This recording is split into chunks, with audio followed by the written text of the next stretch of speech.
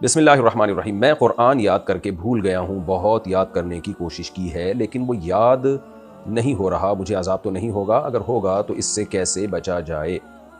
انشاءاللہ عذاب نہیں ہوگا، آپ نے کوشش بھی کر لی ہے تو جتنی اللہ ہمت دے اتنا روزانہ پڑھ لیا کریں، بس کوشش کریں کم از کم ایک پارہ روزانہ پڑھنے کا معمول بنائیں۔ زبانی نہیں پڑھا جا رہا، دیکھ کے پڑھ لیا کریں تو اس میں زیادہ ٹینشن لینے کی ضرورت نہیں ہے، بس تلاوت کی عادت ڈالیں۔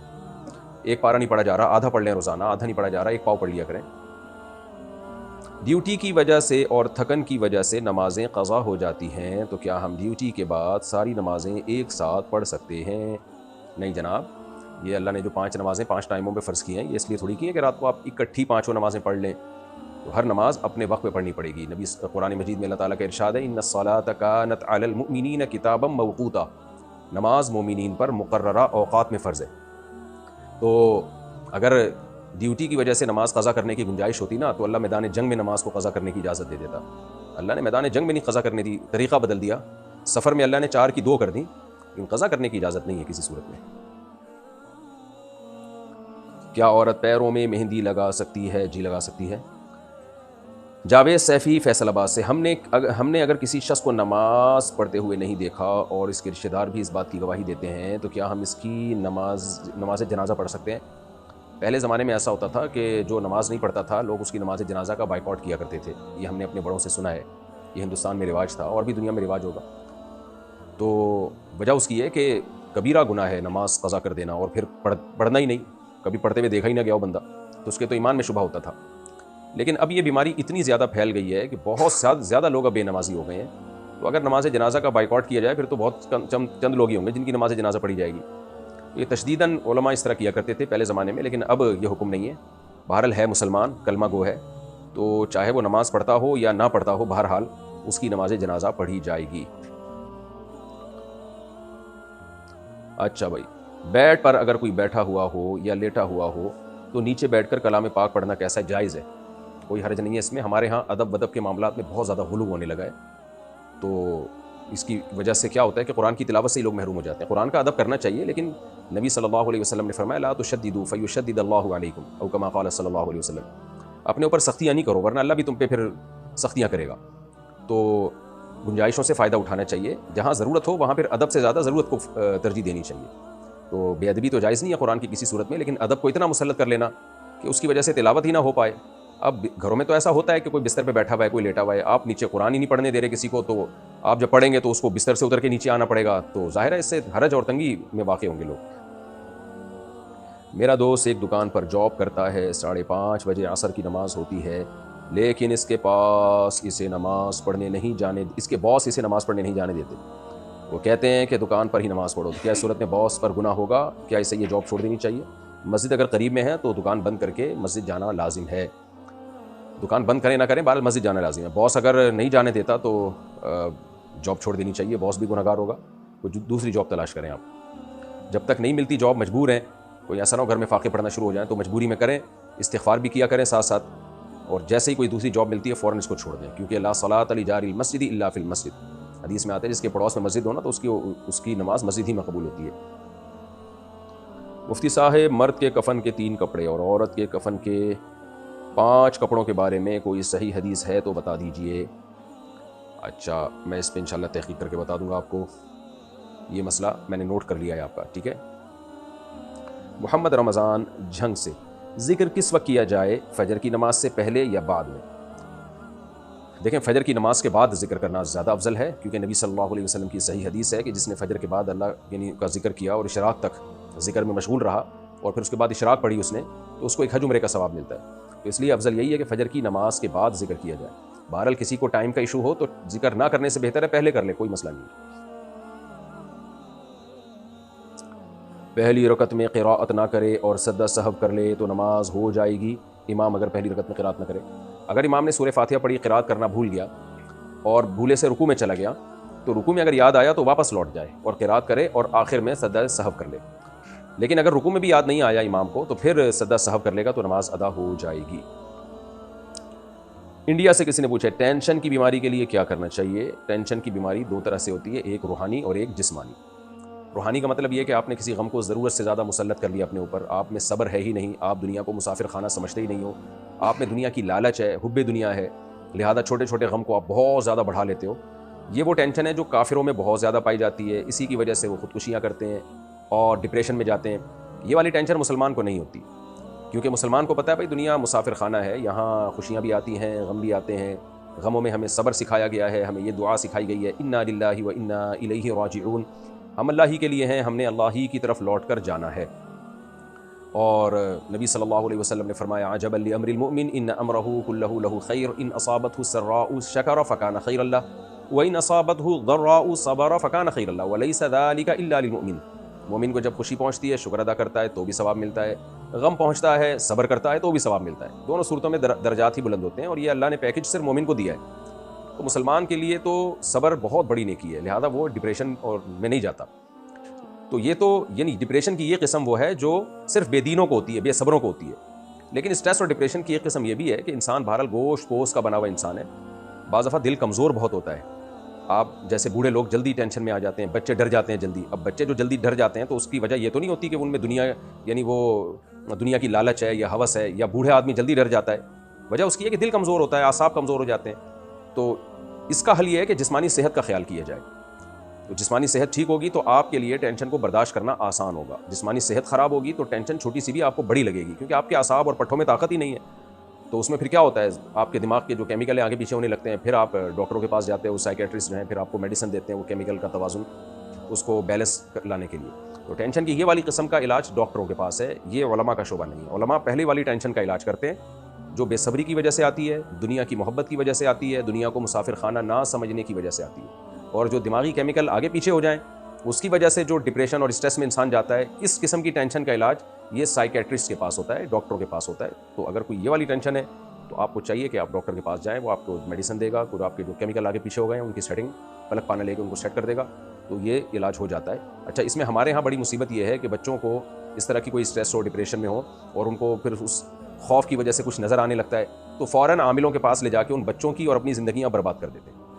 عامل ایک نمبر کے بے شرم بے غیرت ہوتے ہیں, وہ جا کے بتا دیتے ہیں, ان کو خوف تو ہے ہی نہیں خدا کا, وہ بتا دیتے ہیں اس پہ چڑیل ہے, اس پہ جن ہے, اس پہ بھوت ہے, اس پہ فلانا ہے, اس پہ ڈمکانا, بنیان سونگتے ہیں وہ. تو آپ تجربہ کر کے دیکھ لیں, عامل ہی کا اپنا بنیان چوری کر کے اس کو سنگا دیں, اس کو بھی کہے گا کہ جن آتا ہے انہیں. تو اس لیے جو ہے وہ عاملوں کے چکر میں پڑیں گے تو, اور پھر وہ مسئلہ پیچیدہ ہوتا چلا جاتا ہے. شروع میں ہی ڈاکٹر کے پاس چلے جاتے ہیں نا تو اس مصیبت میں نہ پڑتے, شروع میں ہی ٹھیک ہو جاتے. تو لوگوں نے کیس بگاڑ دیے ہوتے ہیں, پھر وہ ڈاکٹروں سے بھی نہیں سنبھلتا ہے کیس. تو اس لیے عاملوں کے چکر سے اپنے آپ کو بچائیں. کوئی بھی ایسا جن چڑیل بھوت نظر آ رہے ہیں تو جا کے سیدھا ڈاکٹر کو دکھائیں, انشاءاللہ ٹھیک ہو جائے گا. اکثر یہ چیزیں ڈپریشن کی وجہ سے ہوتی ہیں. اور رقیہ کرنا ہے تو سنت رقیہ, سورہ فلق سورہ ناس پڑھ کے خود ہی بچے پہ دم کر لیا کریں, آیت الکرسی پڑھ کے خود ہی اپنے بچے پہ دم کر لیا کریں. عاملوں کے پاس نہ لے کے جائیں, نہ کسی شف کے پاس اور نہ کسی عامل کے پاس. اچھا میرے بھائی, مجھے کسی نے بتایا کہ سورہ 3 پڑھنے سے ڈیلیوری میں آسانی ہوتی ہے, رہنمائی فرمائیں. میرے علم میں کوئی ایسی دلیل نہیں ہے کہ سورہ 3 پڑھنے سے ڈیلیوری میں آسانی ہوتی ہے. اللہ تعالیٰ سے بس 2 رکعت پڑھ کے دعا مانگنی چاہیے. مسز وجاہت, میں نے سورہ بقرہ شادی سے پہلے سن کر یاد کی تھی, شادی کے بعد مصروفیت کی وجہ سے بھول گئی, کیا اس کا بہت زیادہ گناہ ہوگا؟ یہ جو حدیث میں آتا ہے نا, قرآن پڑھ کے جو بھول جائے تو بہت سخت گناہ ہے, تو اس کا مطلب جو راجح مطلب ہے وہ یہ ہے کہ دیکھ کے بھی نہ پڑھ سکے. پہلے زمانے میں اس بات کا امکان تھا کیونکہ کتابت سیکھی جاتی تھی, بہت وقت لگتا تھا, اتنے کتابت کے طریقے ایجاد نہیں ہوئے تھے, تو اس میں اس بات کا امکان تھا کہ کتابت ہی بھول جائے. لیکن اب ایسا نہیں ہے, تو اس لیے یہ نعمت کی ناقدری تو ہے یقیناً.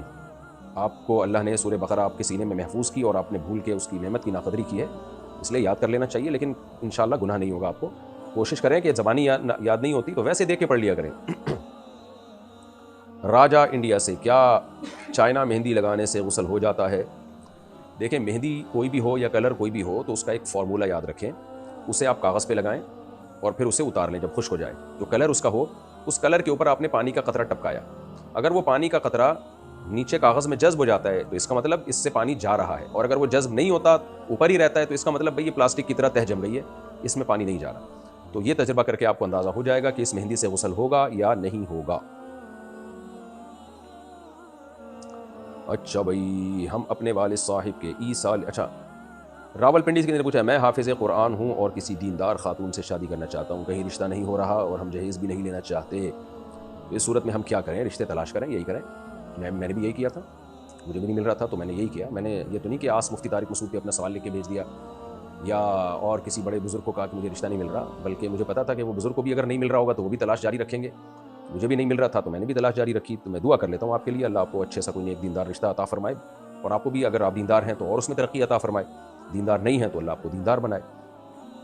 ہم نے اپنے والد صاحب کے ایصال ثواب کے لیے مسجد کے اوقات کا بورڈ لگایا ہے اور نیچے سید عبد الخالق پوسٹ میں لکھوایا ہے.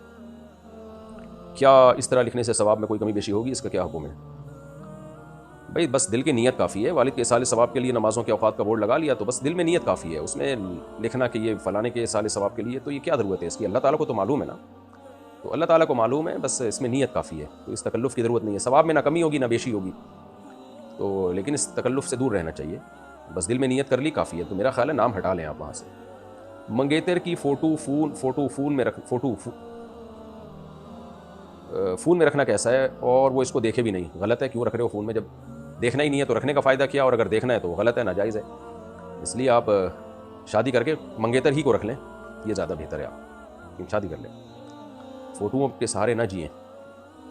کینیڈا سے کسی نے کہا ہے میں شرعی پردہ کرتی ہوں اور مجھے پردے کی وجہ سے جاب نہیں مل رہی، مجھے جاب کی بہت سخت ضرورت ہے، کیا ایسی صورت میں اپنا نقاب ہٹا سکتی ہوں؟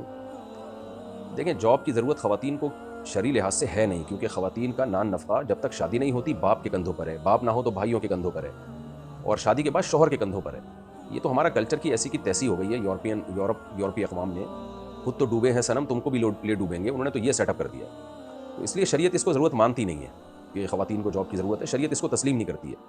ہاں، آپ کے گھر کے مرد اگر ذمہ داری ادا نہیں کر رہے، آپ کے والد خرچہ نہیں دے رہے آپ کو، یا خدا نخواستہ آپ یتیم ہیں، یا آپ کے بھائی خرچہ پانی نہیں اٹھا رہے، یا آپ کا کہ شوہر، یا آپ ان میرڈ ہیں اور کوئی بھی خرچہ نہیں اٹھا رہا، یا میرڈ ہیں لیکن شوہر نکٹھو ہیں، وہ خرچہ نہیں اٹھا رہے.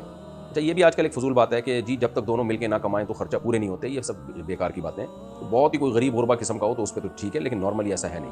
اللہ نے مرد کی آمدن میں برکت رکھی ہے. جن گھروں میں خواتین کمانا شروع کر دیں ان گھروں میں برکتیں ہی ختم ہو جاتی ہیں.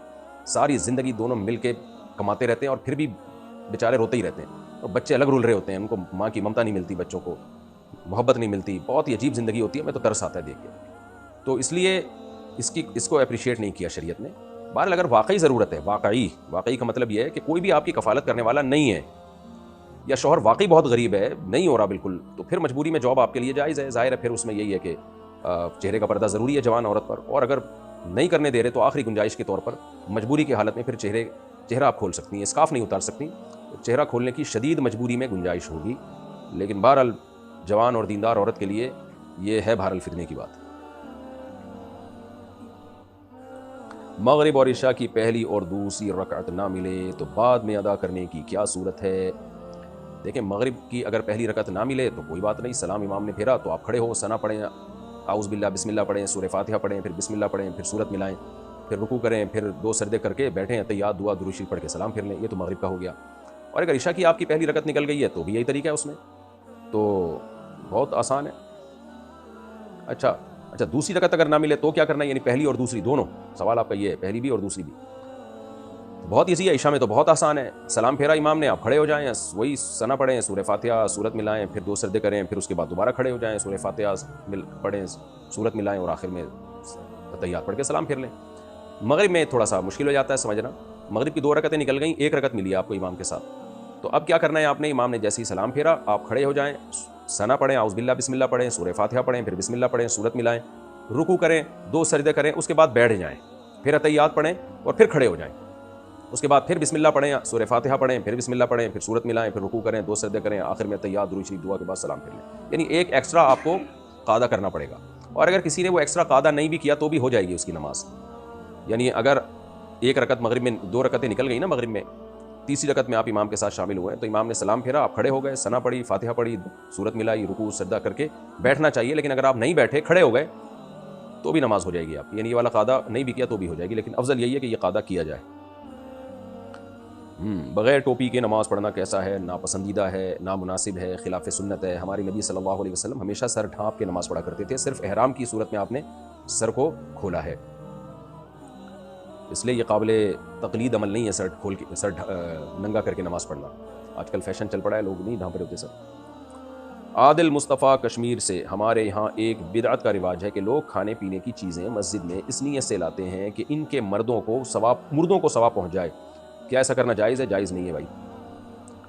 مسجدوں میں نماز پڑھو، پتلی گلی سے نکلو، اور اگر ثواب کرنا ہے تو صدقہ خیرات کرو، بس غریبوں کو کھلاؤ. یہ کون سی نئی رسم چلا دی ہے؟ ایسی چیزیں آہستہ آہستہ بدعت بن جاتی ہیں اور پھر رواج کا حصہ بن جاتی ہیں. اور نمازیوں کو کھلا کے کون سا ثواب حاصل کر رہے ہو؟ نمازیوں کو بھی چاہیے کہ وہ نوالا آپ کے حلق میں اترتا کیسے ہے. دیکھو، غریب آدمی کو صدقہ دینا الگ چیز ہے، نمازیوں کو تو گفٹ اور ہدیہ دیا جائے گا نا. اس کی مثال ایسے ہے کہ آپ اپنے والد کی دعوت کر رہے ہیں، آپ نے ان کو کھلایا، والد نے پوچھا ماشاءاللہ بیٹا آج کیسے خیال آ گیا آپ کو؟ ابا دادا کے اصالے ثواب کے لیے کھلا رہا ہوں آپ کو میں. ابا کو غصہ آئے گا نا، یار تو نے کیا مردوں کے ثواب کے لیے مجھے منتخب کیا ہوا ہے؟ تو عزت دار آدمی کو یہ چیز پسند نہیں ہوتی. اکثر میں اپنا بیان میں واقعہ سناتا ہوں. ایک صاحب جمعرات کو میرے گھر کوفتوں کا سالن لاتے تھے، ہوتا بڑا لشپش مزیدار سالن تھا. ابھی بھی ایسا سالن تھا، مجھے ابھی بھوک بھڑک اٹھی ہے اس کو تصور سے. بڑا زبردست سالن ہوتا تھا، کوفتے بھی ہوتے تھے، آلو بھی پڑا ہوا ہوتا تھا، ہم لوگ بھی پھوڑ دیتے تھے، اتنا زبردست سالن آ رہا ہے. تو ہر جمعرات کو لاتے تھے. تو مجھے جمعرات کے دن سے تھوڑا سا وہم ہو گیا کہ یار کوئی چکر تو نہیں ہے. میں نے پوچھا کہ یہ آپ ماشاءاللہ خدمت کر رہے ہیں، خیریت؟ ہر جمعرات کو لاتے ہیں اور کوفتے ہی ہوتے ہیں. کہتے ہیں اصل میں میری والدہ کا انتقال ہوا ہے تو ان کے اصالے ثواب کے لیے آپ کو کھلا رہا ہوں. میں نے کہا یار ہم کھاتے پیتے لوگ ہیں یار، آپ نے اماں کے ثواب پہنچانا ہے تو کسی غریب کو کھلا دو بھائی. تو تھوڑی بہت بھی انسان کو اگر تھوڑی سی اس میں غیرت ہونا تو اس کو برا لگتا ہے کہ کسی کے اصالے ثواب کے لیے مجھے کھلا رہے ہو. بھائی ہمیں ویسی محبت میں کھلا دو تو کھا لیں گے ہم، ثواب پہنچانے تو جاؤ غریبوں کو کھلاؤ بھائی. تو چاہے آدمی غریب بھی ہو تو بھی اس کو یہ چیز اچھی نہیں لگتی ہے. تو اس لیے مسجدوں میں لا کے ابا کے ثواب کے لیے نمازی کو کھلا رہے ہیں اور نمازی بھی مسٹنڈوں کی طرح کھا رہے ہیں، تو یہ برا عمل ہے، اس سے اجتناب کریں. اچھا میرے بھائی، یہ ایسے ہی ہے نا، ایک سموسہ کھلا دیا نانی کے ثواب کے لیے، اس کو ایک پکوڑا کھلا دیا چاچو کے ثواب کے لیے. یہ کیا ہو رہا ہے؟ What's going on? اچھا میرے بھائی، میرے شوہر کا انتقال ہو گیا ہے اور میں اپنے ابو کے گھر رہتی ہوں، اس میں کوئی مسئلہ تو نہیں ہے؟ عدت کے دوران شوہر کے گھر میں رہنا پڑے گا، ابو کے گھر نہیں رہ سکتی آپ. شوہر کی ڈیتھ ہو گئی تو 4 مہینے 10 دن آپ کو شوہر ہی کے گھر میں گزارنے پڑیں گے، اس کے بعد پھر آپ جہاں چاہیں رہیں جا کے. کیا ایسی ڈرائنگ بنانا جو کارٹون کی شکل میں ہو حقیقت میں نہ ہو جائز ہے؟ بہت ہی ٹیڑھا میڑھا کوئی کارٹون ہو تو اس کی بعض علماء نے گنجائش دی ہے، کیونکہ وہ پھر تصویر کے حکم میں نہیں آتا، توہین والی تصویر ہے. لیکن احتیاط یہی ہے کہ پرنٹڈ تصویر کارٹون کی بھی نہ بنائی جائے، احتیاط اسی میں اختلافی مسئلہ ہے. البتہ جو ڈیجیٹل کارٹون ہیں ان میں ہماری رائے یہی ہے کہ وہ تصویر کے حکم میں نہیں ہے، کیونکہ وہ پرنٹ نہیں ہوتے، کاغذ پہ قرار نہیں ہوتا. تو اس لیے جو پرنٹڈ تصویریں ہیں ان سے بہرحال اجتناب کیا جائے، چاہے کارٹون ہی کیوں نہ ہو. لیکن بہرحال اس میں اختلاف، کوئی شخص ضرورت ہو تو بعض علماء اس کی گنجائش دیتے ہیں. کیا گھر میں استعمال ہوئی جھاڑو اور چھنی کسی کو دے سکتے ہیں؟ کیوں نہیں دے سکتے بھائی. صدیق لوہار: میرا ایک سیلون ہے جس میں چھوٹے سے ہی کام کر رہا ہوں، لیکن جب میں دین سے جڑا تو مجھے یہ داڑھی کاٹنا اور بال سنت کے خلاف بنانا خود سے صحیح نہیں لگ رہا. تو مجھے بتائیے کہ یہ کام میرے لیے صحیح ہے یا نہیں، اور اگر صحیح نہیں تو میں حلال رزق حاصل کرنے کے لیے کیا کام کر سکتا ہوں؟ رہنمائی فرمائیں. صدیق بھائی، آپ کے دل میں اچھا خیال آیا، داڑھی کاٹنا جائز نہیں ہے تو آپ نہیں کر سکتے یہ کام. اسی طرح بالوں کے بارے میں نبی صلی اللہ علیہ وسلم کی صحیح حدیث ہے کہ کہیں سے منڈوانا کہیں سے باقی رکھنا یہ بھی ٹھیک نہیں ہے. تو جب یہ عمل ٹھیک نہیں ہے تو اس میں کسی کے ساتھ تعاون کرنا بھی ٹھیک نہیں ہے. تو اس لیے آپ یا تو صرف جائز حدود کی حد تک اس سیلون کو چلائیں آپ، لیکن ظاہر ہے کسٹمر پھر آئیں گے ہی نہیں، میجورٹی تو آڑے ترشے بالی بنوا رہی ہوتی ہے. تو پھر اگر بہرحال شرعی حدود کے اندر رہ کے یہ کام کر سکتے ہیں تو کریں، ورنہ کوئی دوسری روزی روٹی تلاش کریں. میں بھی دل سے دعا کرتا ہوں اللہ تعالیٰ آپ کو اس کا بہترین متبادل عطا فرمائے. اچھا، کچھ لوگوں نے یہ کام چھوڑا لیکن وہ پھر مدرسوں کے قریب جا کے انہوں نے یہ ایسے اپنی شاپ کھول لی. تو مدرسے کے طلبہ ہوں یا دیندار لوگ ہوں وہ پھر ان چیزوں کا خیال کرتے ہیں کہ ہم غیر شرعی بال نہ کاٹیں. تو یہ بھی آپ کر سکتے ہیں، کوئی ایسی جگہ چلے جائیں جہاں جیسے مدارس کے طلبہ ہوتے ہیں نا، اب ان کو بھی ضرورت ہوتی ہے، تو وہ پھر ظاہر ہے وہ اس طرح غیر شرعی بال نہیں کاٹ رہے ہوتے. عظیم ایبٹ عباس سے: میں نے پہلے ٹک ٹاک پر بہت سی ویڈیوز بنائی تھیں اور اب میوزک کو سننا چھوڑ دیا ہے اور دین پر عمل کرنے لگا ہوں. میں نے اپنے اکاؤنٹ سے وہ گانوں والی ویڈیوز ڈیلیٹ کر دی ہیں تاکہ گناہ سے بچا جا سکے، لیکن میرے کزن کے اکاؤنٹ پر وہ ویڈیوز ابھی بھی اپلوڈ ہیں اور میں نے بہت کہا لیکن وہ ڈیلیٹ نہیں کر رہا، کیونکہ اس کی اور میری ویڈیوز ساتھ میں ہیں. اس صورت میں کیا کرنا چاہیے؟ آپ نے ان کو کہہ دیا، بس آپ کا فرض ادا ہو گیا.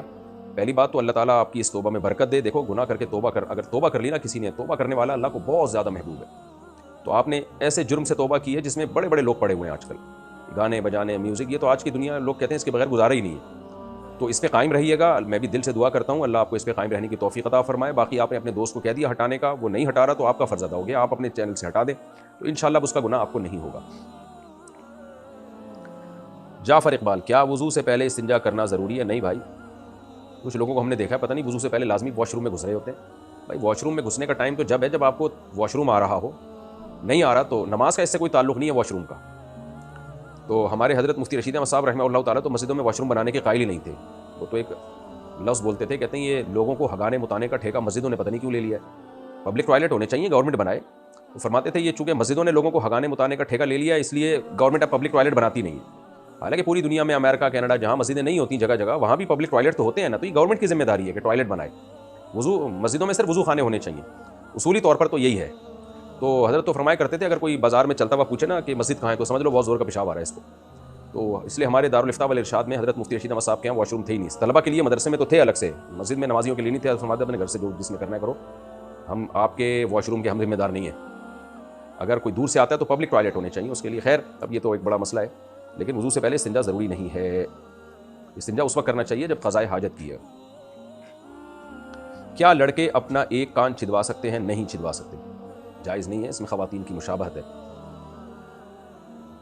کیا اسلام میں 2 چوٹی بنانا جائز ہے؟ جائز ہے، پیچھے چوٹی جتنی مرضی بنا لیں، سر کے اوپر نہیں بنا سکتے. میں پچھلے 6-8 سالوں سے، یار جب بھی لوگ سالے کہتے ہیں تو مجھے اپنے سالے یاد آنا شروع ہو جاتے ہیں. 6-8 ہی ہیں تقریباً، بلکہ زیادہ ہی ہوں گے. میں پچھلے 6-8 سالوں سے اپنے دوستوں کے ساتھ رہتا ہوں اور ہم سب ایک ساتھ بیٹھ کر کھانا کھاتے ہیں. پھر اس کھانے کے دوران جو بندہ موجود نہیں اس کی غیبت شروع ہو جاتی ہے. نارملی یہی ہوتا ہے آج کل، یہ سب جگہ ہو رہا ہے، صرف آپ کے ساتھ نہیں ہو رہا. اس سے کھانے میں چٹنی کا مزہ آتا ہے. یعنی اگر کھانے میں چٹنی نہیں ہے تو آپ کسی تیسرے آدمی کی غیبت شروع کر دیں تو ایسا ہضم ہوتا ہے کھانا. رپورٹ ہے یہ. میرے بہت منع کرنے کے بعد بھی وہ لوگ نہیں مانتے، اور جو ایسی محفل میں شریک ہو اس کو بھی اتنا ہی گناہ ملتا ہے. تو ایسی صورت مجھے کیا کرنا چاہیے؟ بار بار ایسا ہو رہا ہے تو پھر ایسی مجلس چھوڑ دینی چاہیے. اس سے انسان کی سوچ میں نیگیٹیوٹی پیدا ہوتی ہے، منفی سوچ پیدا ہوتی ہے، بلا وجہ لوگوں سے بدگمان ہوتا ہے. پھر انسان ماحول سے متاثر بھی ہوتا ہے، اس کی بھی یہی عادت ہو جاتی ہے غیبتیں کرنے کی. میں نے اپنی زندگی میں ایسے لوگ دیکھے ان کو غیبت سے بہت نفرت ہوتی ہے. کوئی بیٹھ کے ان کے سامنے کسی کی برائی کرے نا وہ اٹھ کے چلے جاتے ہیں. وہ ان کی زندگی بڑی سکون سے گزرتی ہے. تو اس لیے آپ دوستوں کو منع کیا کریں، اور پھر بھی ہر دفعہ میں یہی ہو رہا ہے تو پھر جو ہے ایسے گیدرنگ سے ایوائڈ کرنا چاہیے. میری بیگم 21 سال کی ہے اور میرے 2 بچے ہیں اور دونوں آپریشن سے ہیں، اور میرا چھوٹا بچہ ابھی 5 مہینے کا ہے، اور میری بیوی پریگننٹ ہے جو اس کے لیے کمزوری کا سبب ہے. تو ایسی صورت میں ہم حمل ضائع کرا سکتے ہیں؟ دیکھیں یہ بچہ آپ کا 5 مہینے کا ہو اور بیوی دوبارہ پریگننٹ ہو جائے تو اس سے کوئی مسئلہ ہوتا نہیں ہے. یہ تو میڈیا نے بہت بڑا مسئلہ بنا کے پیش کر دیا ہے پریگننٹ عورت کے پریگننٹ ہونے کو، کہ پتہ نہیں کیا ہو جاتا ہے. تو نیچرل ہے. پریگننسی نہ ہونا تو مسئلہ ہے، پریگننسی ہونا کوئی مسئلہ نہیں ہے. تو بچہ اگر 5 مہینے کا ہے اور دوبارہ پریگننسی ہو گئی تو اس میں کوئی حرج نہیں ہے. آپ کی وائف اگر کمزور ہیں تو خوراک اچھی رکھیں، ان کو کھلائیں پلائیں. کمزوری کا علاج تو خوراک میں ہے نا. تو اور پریگننسی میں بہت ساری نفسیاتی یعنی وقتی طور پر تو پریشانیاں ہوتی ہیں عورت کو. وقتی یہ تو حملت امہ کرہن قرآن کے الفاظ ہیں کہ ماں بچے کو تکلیف سے اٹھاتی ہے، لیکن یہ تکلیف وقتی ہے، عارضی ہے. تو کیونکہ بچہ ضائع کرانے میں بہت زیادہ مسائل پیدا ہوتے ہیں. اب یہ تو بڑے آرام سے لوگ کہہ دیتے ہیں، خواتین کہتی تھیں ایکچولی میں کمزور ہوں، ویک ہوں، تو مجھے پریگننسی ہو گئی تو پھر یہ بچہ کیسے پیدا ہوگا وغیرہ وغیرہ. تو بھائی ضائع کرنے میں کیا کم نقصان ہے؟ کیا وہ کوئی آسان پروسیس ہے؟ تو بہرحال شرعی مسئلہ یہ ہے کہ 4 مہینے کا اگر حمل ہو گیا پھر تو کسی صورت میں ضائع نہیں کر سکتے. 4 مہینے سے کم اگر ڈاکٹر، ماہر ڈاکٹر کہتے ہیں، ایک آدھ ڈاکٹر کی بات نہیں ہے، آپ لیڈی ڈاکٹرز کو جو زیادہ ماہر ڈاکٹرز ہو 4-5 کو دکھا لیں. سب اگر یہی کہیں کہ بھائی ان کی حالت ایسی ہے کہ اس سے ان کو شدید نقصان ہوگا، بیمار ہو جائیں گی، جان کا خطرہ ہے، تو ایسی کنڈیشن میں پھر 4 مہینے سے پہلے حمل ضائع کرایا جا سکتا ہے شدید ضرورت میں. اور اگر ایسی ویکنیس نہیں ہے، کوئی اتنی شدید نوعیت کی سچویشن نہیں ہے، تو پھر حمل ضائع نہیں کرایا جا سکتا. اور یہ اس پہ خوش ہونا چاہیے، اللہ آپ کو اولاد دے رہا ہے اور نعمت ہے اولاد. تو مسئلہ میں نے جو بتانا تھا وہ بتا دیا کہ اگر واقعی کوئی شدید مسائل ہیں، یہ تو ڈاکٹر بتائے گا نا، یہ تو میں نہیں بتا سکتا کہ کتنی کمزوری ہے آپ کی وائف میں، کہ کوئی شدید خطرہ ہے خدا نخواستہ بچے کے معذور ہونے کا، یا ماں کے مرنے کا، یا اس کے کوئی خطرناک حد تک اس کی صحت کو نقصان کا خطرہ ہے. تھوڑا بہت تو رسک ہر حمل میں ہوتا ہی ہے، اس لیے اس کا کوئی اعتبار نہیں ہے. واقعی اگر غالب گمان ہو کہ خطرہ ہے تو پھر 4 مہینے سے پہلے حمل گرانے کی گنجائش ہے. لیکن حمل گرانے سے کمزوری اور زیادہ بڑھے گی، یہ بھی ذہن میں رکھنا. اور آئندہ پریگننسی کے امکانات بھی بہت کم ہو جاتے ہیں، بڑے مسائل کھڑے ہوتے ہیں. دیکھیں اللہ تعالیٰ کا جو نظام ہے نا، فطرت سے کبھی نہیں لڑنا چاہیے. اگر آپ کا بچہ 5 مہینے کا ہے اور وائف کو پریگننسی دوبارہ ہو گئی، عام طور پر ہوتی نہیں ہے، جب خواتین بچے کو دودھ پلاتی ہیں تو پریگننٹ نہیں ہوتی، وہ یہ قدرت کا ایک نظام ہے. اگر وہ ہو گئی ہیں تو اس کا مطلب اللہ نے اتنی صلاحیت رکھی ہوتی ہے. کیونکہ جیسے حدیث میں آتا ہے نا، تزوج الودود الولود، اس عورت سے نکاح کرو جو کثرت سے اولاد دے. تو کثرت سے اولاد کا کیسے پتہ چلتا ہے؟ بعض خواتین میں اللہ نے یہ صلاحیت رکھی ہوتی ہے کہ ان کو وہ جلدی پریگننٹ ہو جاتی ہیں، جلدی بچہ جن لیتی ہیں. تو نبی نے حکم دیا کہ ایسی ہی عورت سے نکاح کرنا چاہیے. کیونکہ نکاح کا بنیادی مقصد یہ تکثیر نسل ہے، بچہ پیدا کرنا نہیں ہے، نسل بڑھانا ہے، یہ خوب سمجھ لیں، تکثیر نسل کو بچانا نہیں ہے، نسل کو بڑھانا ہے نکاح کا مقصد۔ ہر جانور بھی جو مرد ان کے جو میل فیمیل میں ملاپ ہوتا ہے نا، وہ نسل بچانے کے لیے نہیں ہوتا، وہ نسل بڑھانے کے لیے ہوتا ہے۔ تو انسان تو مقصود کائنات ہے، اس میں اللہ مرد اور عورت کا ملاپ اس لیے رکھے کہ بس ایک دو بچے پیدا ہوں تاکہ نسل باقی رہے۔ یہ کیسے ہو سکتا ہے بھائی؟ جب ہر مخلوق میں نسل کی بقا کے بجائے نسل بڑھانے کے لیے مرد اور عورت کا، نر اور مادہ کا ملاپ ہے، تو انسان جو مقصود کائنات ہے، جس کے لیے اس کائنات کو بنایا گیا، اس میں نسل بچانا مقصد نہیں ہے، نسل بڑھانا مقصد ہے۔ تو اس لیے پروپیگنڈے سے متاثر نہ ہو۔ جو شرعی مسئلہ تھا وہ میں نے بتا دیا۔ اگر کوئی لیڈی ڈاکٹرز کہتی ہیں آپ کو دو چار کہ بھئی شدید خطرہ ہے، تو پھر گنجائش ہے بہرحال۔ میں نے اپنی بیوی کو بذریعہ ڈاک گواہوں کے دستخط کے ساتھ 3 طلاق دی ہیں، اور اب 2 سال بعد مجھے لگا کہ مجھ سے غلطی ہوگی، جلدی لگ گیا آپ کو، اور جلدی لگ گیا آپ کو، اور میں ان سے دوبارہ نکاح کرنا چاہتا ہوں۔ اس کا شرعی حکم کیا؟ نہیں ہو سکتا نکاح بھائی، 3 طلاقوں کے بعد نہیں ہو سکتا نکاح۔ تو لا تتخذوا آیات اللہ ہزوا، اللہ تعالیٰ طلاق کے احکام بیان کر کے فرماتے ہیں کہ اللہ کی آیات کو مذاق نہ بناؤ۔ تو اس لیے اب آپ کی زوجہ کہیں بھی نکاح کر کے زندگی گزارے، اتفاق سے وہاں سے طلاق ہو گئی یا اس کی ڈیتھ ہو گئی، یا ویسے ہی آپ کی زوجہ نے اس سے ڈیورس مانگ لی کہ بھئی میں نہیں رہنا چاہتی، اور اس نے دے دی ڈیورس، تو عدت کے بعد پھر وہ جہاں چاہے نکاح کر سکتے ہیں، آپ سے بھی کر سکتی ہیں، کسی اور مرد سے بھی کر سکتی ہیں، ادروائز آپ کا ان سے نکاح نہیں ہو سکتا۔ خاوند اپنے والد کی خدمت نہ کرنے کا عذر بنا کر طلاق دینے کا کہتا ہے۔ بیوی اپنی ساری کوششیں کرے لیکن والدین جھوٹ موٹ کی باتیں بنا کر خاوند کو تیش دلائیں، اور بیوی کے والدین کو اس کے گھر لے جانے کا کہیں، اور اس عورت کے 5 بچے بھی ہیں، کیا اس عمل سے طلاق ہو جائے گی؟ دیکھیں، طلاق تو طلاق دینے سے ہوگی، زبان سے کہے یا لکھ کے دے، تو باقی اس طلاق کی بیس کیا ہے؟ بیس کبھی درست بھی ہوتی ہے، کبھی بیس اس کی غلط بھی ہوتی ہے۔ تو اب بیس کے بارے میں تو میں نہیں بتا سکتا۔ آپ وہ جو شوہر کہہ رہے ہیں کہ میرے والد کی خدمت نہیں کرتی، خدمت نہ کرنے کا مطلب کیا ہے؟ بعض خدمتیں تو ایسی ہوتی ہیں نا جو بہت ہی، ان کو نہ کرنا تو انتہائی درجے کی غیر اخلاقی حرکت ہوتی ہے۔ مثال کے طور پر بوڑھے والد صاحب بیٹھے ہوئے ہیں، وہ بہو سے کہتے ہیں بیٹا ذرا مجھے پانی پلا دو، اور بہو کہے نہیں میں نہیں پلا رہی، یہ تو پھر طے آئے گا بھائی ہر ایک کو کہ یار یہ کیا، بوڑھوں کوئی بھی بوڑھا آدمی یا ایجڈ آدمی بیٹھا ہوا ہو یا ایجڈ عورت بیٹھی ہوئی ہو، ویسے کسی کو بھی کہہ دے تو ہر شخص پہ لازم ہوتا ہے کہ وہ یہ خدمت کرے۔ تو اس نوعیت کی بھی اگر خدمت نہیں کر رہی ہے، تو پھر اگر اس بیس پہ شوہر علیحدگی کا فیصلہ کر لیتا ہے تو اس میں کوئی حرج نہیں ہے، نہ کرے تو اچھا ہے، آج کل کون خدمت کرتا ہے، لیکن بہرحال یہ بہت ایک ویلڈ ریزن ہے۔ اور اگر خدمت کا مطلب یہ ہے کہ وہ جیسے گھروں میں ماسیاں خدمتیں کر رہی ہوتی ہیں، اس ٹائپ کی خدمت ہے، تو پھر اس میں بہرحال اس بیس پہ طلاق نہیں دی جا سکتی، کیونکہ خدمت میں ہر عورت کے جذبات دوسرے سے مختلف ہوتے ہیں، کچھ بہت خدمت والی ہوتی ہیں، کچھ کم خدمت والی ہوتی ہیں، تو اس بیس پہ پھر طلاق نہیں دینی چاہیے۔ اپنی بیٹیوں کا سوچنا چاہیے، اپنی بہنوں کا سوچنا چاہیے۔ اور 5 بچے ہو گئے، ان بچوں کا کیا ہوگا؟ خود بھی یہ پچھتائے گا بعد میں، پاگل ہو جائے گا، کیونکہ بچوں کا کے لیے ماں سے بہتر کوئی آلٹرنیٹ نہیں ہوتا۔ ایسے لوگ جذبات میں چھوڑ دیتے ہیں، بعد میں سر پیٹتے ہیں وہ۔ میں نے مردوں کو بلکہ زیادہ روتے ہوئے دیکھا طلاق کے بعد، تو اس لیے یہ حماقت کی بات ہوگی۔ تو اب میں فیصلہ نہیں کر سکتا کہ آپ کے شوہر کو طلاق دینی چاہیے کہ نہیں دینی چاہیے، جب تک دونوں طرف کے مکمل حالات سامنے نہ آ جائیں۔ تو اصولی بات تو یہی ہے کہ طلاق ابغض الحلال ہے، حلال چیزوں میں اللہ کو سب سے زیادہ ناپسند ہے، تو اصل یہی ہے کہ نہیں دی جائے، حتی الامکان اس زوجہ کو برداشت کیا جائے۔ گھر اسی طرح برداشت سے ہی چلتا ہے۔